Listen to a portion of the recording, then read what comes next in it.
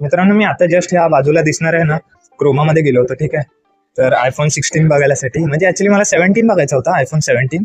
तर गेलो होतो आतमध्ये, पण ते आयफोन 17 अजूनपर्यंत काय आलेलं नाही. ठीक आहे, तर 16 वगैरे बघितलं, त्याची प्राइस विचारली तर बोलला की 84,000 रुपीज म्हणून. ठीक आहे, तर म्हणजे 84,000 रुपीज. मी म्हटलं अरे अमेझॉन वरती पण एवढी प्राइस नाही जेवढी तुम्ही दाखवत. अमेझॉन वरती काहीतरी 76,999 70,000च्या आसपास काहीतरी दाखवतंय. व्हेरियंट तोच आहे, पण तरी पण म्हणजे एवढं प्राइस कोट करतायत, म्हणजे खूपच कठीण गोष्ट आहे. हा हा हा हा म्हणजे तुम्ही एवढा पैसा कोणत्या गोष्टीत अडकवताय ना, तर त्याच्या मागे आहे ना, जरा तुम्ही 4-5 ठिकाणी तरी चौकशी करायला पाहिजे.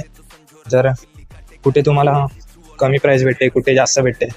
म्हणजे डायरेक्ट सरळ 14,000 रुपये एक्स्ट्रा. म्हणजे विचार करा, एखाद्याचा म्हणजे 15,000 पगार असेल ना, तो म्हणजे पूर्ण एका महिन्याचा पगार आहे ना, तो डबल हे लोक चार्ज करतात. ते पण मॉडेल तोच, प्राइस पण तो, कलर पण तो, सगळं तेच, आणि एवढा डिफरन्स आहे. म्हणजे खूप आश्चर्यचकित करणारी गोष्ट आहे ही. ओव्हरऑल जेवढा जास्त पैसा असेल ना, तेवढं जास्त तुम्ही एन्क्वायरी करायला पाहिजे त्याच्याबद्दल. आणि